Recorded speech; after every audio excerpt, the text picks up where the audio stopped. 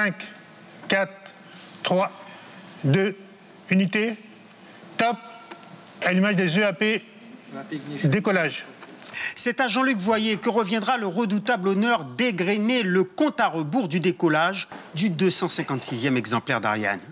À son bord, un télescope de 10 milliards de dollars et plus de 20 ans de mise au point. Le Guyanais, à l'issue de la répétition générale, est confiant.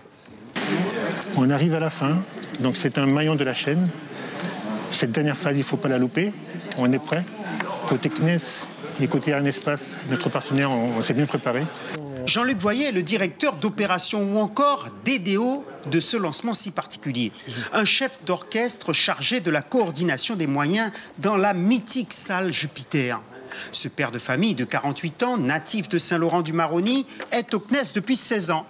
Ingénieur en télécommunications, pour lui, cette prestigieuse fonction est la cerise sur le gâteau. Il y a beaucoup de personnes pour lesquelles c'est un rêve. Moi, je n'avais même pas imaginé arriver à ce stade-là. Quand j'ai l'opportunité d'intégrer le CNES, j'étais d'abord dans les télécommunications et j'ai eu la chance, l'opportunité d'intégrer cette équipe. Ce lancement-là, il est vraiment très emblématique. C'est un lancement, n'importe quelle base au monde voudrait avoir l'opportunité de lancer donc, ce satellite, ce télescope spatial. Si Jean-Luc Voyer est celui qui focalisera tous les regards à l'heure du décollage, il n'est que le sommet d'un iceberg constitué de plus de 10 000 personnes.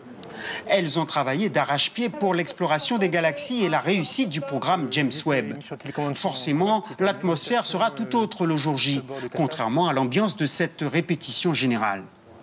Beaucoup plus d'émotion et de pression le jour du J0, le jour du lancement. Ce lancement sera le 13e que dirigera Jean-Luc Voyer et sans doute le plus médiatisé.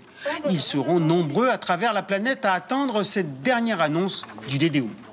Séparation Webb Space Telescope.